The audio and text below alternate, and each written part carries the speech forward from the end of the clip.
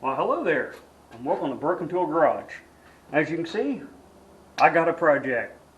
So what I got is I'm going to be mounting an SN95 fan on a Fox radiator. And I had that mounted before and it didn't quite work so well. And I'll show you that footage here in a second. I finally got me some good coolant down in here because I've been running on water just to find all my leaks and all that. And I got another leak. Right where the fan is touching the radiator, right there. If I do that number, there we go. Pull it back a little bit. Oh yeah, good spray there. So, not complaining. This is just the things you're going to run into when you got an older car or a modified car. The more you modify it, the more of these things are going to happen. So I've had this set up for quite a few years, actually. And I was wondering why it finally just rubbed through down there.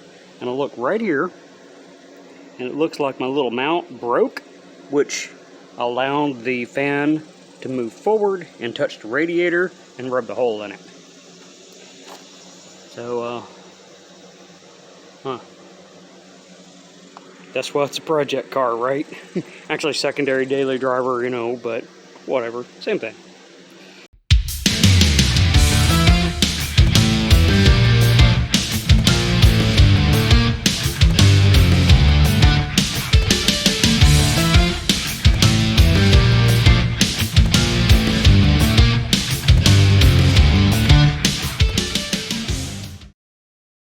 And so right now I want to go over kind of some of the tools I'm going to be using to do this and jump right in.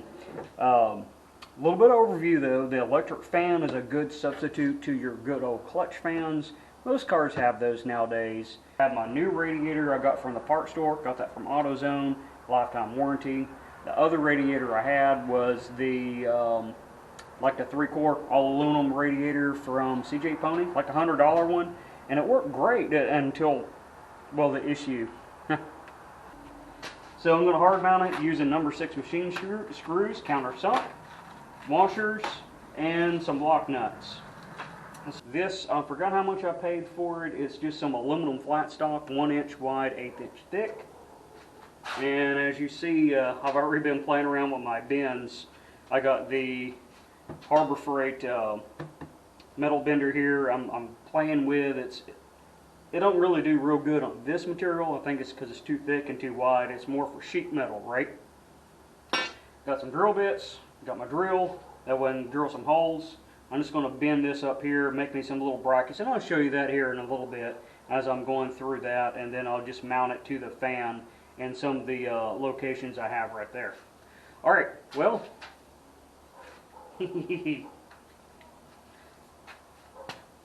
roll the footage. I forgot to mention something. I have the door trim, the little cheesy door trim stuff that I'm going to be using. It's just a little flat piece that they curl around, and it's got the a little bit of adhesive down on the inside of that. What I'm going to use that for is on my metal brackets, on my aluminum flat stock. Or if I do my brackets out of these, I'll come in and put it around there. And then I'm also going to be a little safer than what I did before. This sharp edge here, which is what ate into my radiator, which I showed you that, I'm going to go around there as well. So I'm basically going to make a bracket to go from that hole up to the mounting spot on the radiator, countersink it, and then I'm going to use this stuff right here to go around the edge. Right, but that'll keep it up off the radiator so I don't get the same failure again. That's why I'm going to this sturdier route and why I didn't want to go with those other ones.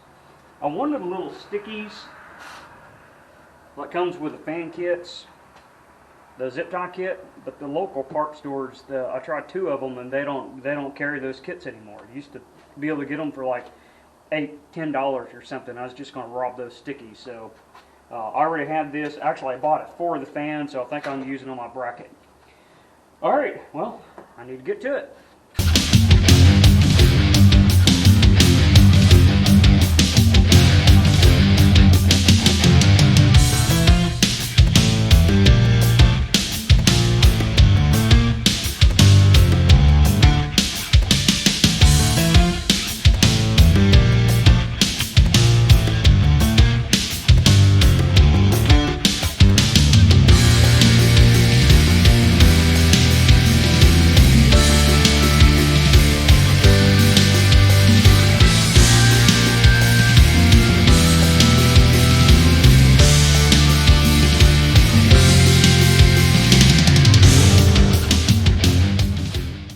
Okay, I got the fan where I want it to be, and I also marked where the fan is in relation to the mounts, where I'm going to mount it anyways. And then I took my distance, used the tape measure to get the distance on there, and I wrote down on my sheet here what the distance is, this one correlating to that one, this one to that one, and so on. That way I know which one goes where. So I need to cut probably a little more than that, because what I'm going to do is, if we see up here, I got my bend slightly overbroke, I know. But I'm going to do that number right there. Show you what I'm talking about. So it hooks up underneath there, and then you see the slot. So I'm going to drill here, and then I'll drill here, that same size hole that I found worked right here, right? I know that's about a number 6 hole. And then I'll just drill that all the way through. I'll run my screw up from the back, countersink it, and then put my Hugo stuff on there, washer and lock nut this side, and I'll be on there. And then the same thing over here, use my washer, lock nut, and screw assembly there to hold that in place. Do that 4 times, done. Okay, after going through all my drill bits that are, my small ones are broke, y'all know how that is. I went with my Ryobi pack, wherever I put it, behind me, with my little Ryobi ones here with the, I like the, pull one of these out, can't see what I'm talking about. They have the ability to stick in the tray very well. So it has the hex on there instead of just being a round drill bit. So that holds on a lot better. I got a bunch of the round ones, the cheap round ones, and they just spin. Anyways, I'm going with that. I got a 1x back behind here so I don't drill holes in the table. I have my little Sharpie mark. I'm going to put it right about eyeballed middle of this flange.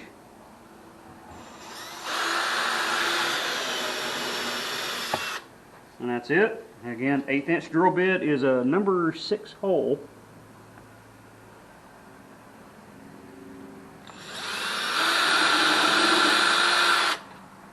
There we go.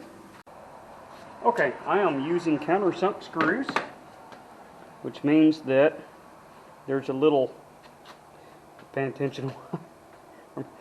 I'm using countersink screws, so what that means, as I use the proper old man finger, is this has a swivel head, so this will come down and set flush in the hole. So right now on my bracket, I just drilled a regular hole, and what it's going to do is just going to sit, it'll sit up proud, right? So what I'm going to do is figure out which drill bit is just about the size of the head. Now I'm going to drill my hole. It's pretty close. I think one size bigger. This is the problem I was saying, when the bits slip, you get burrs like that on there. This is not a fluted set. My DeWalt's are a fluted set. I don't know if we can see that in there, but there's a machine flat in there, there, and there. There's 3 of them. Those are flutes. This doesn't have it, and that's where I get the little burr, and it's hard to get out of the box. So I'll need to file that down while I have it out. But that looks like the size of the head. So I'm just going to come in here and touch it. See, this is tapered in here. It's probably not the same, but it's pretty close for what I'm doing.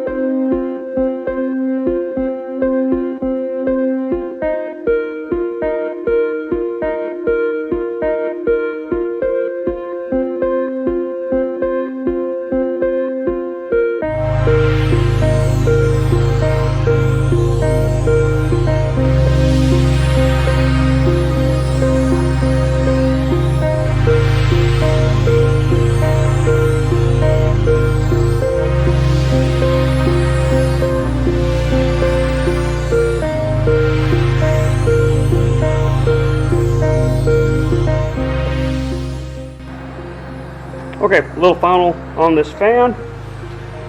That's how it mounts in there with a stock replacement style radiator.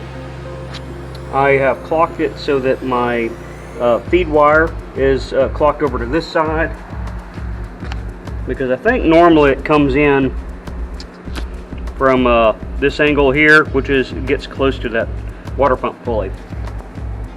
So ample room, goes in and out. Have that fed over there. Got the radiator in. Got done arguing with that. And all right, so that is how I put an SN95 fan on my Fox Mustang. If you like what you see, make sure to hit that like, subscribe if you haven't done so, share, that way other people can see this content, and I'll see you next time on Broken Tool Garage. All right. Oh wow, I got them in there crooked.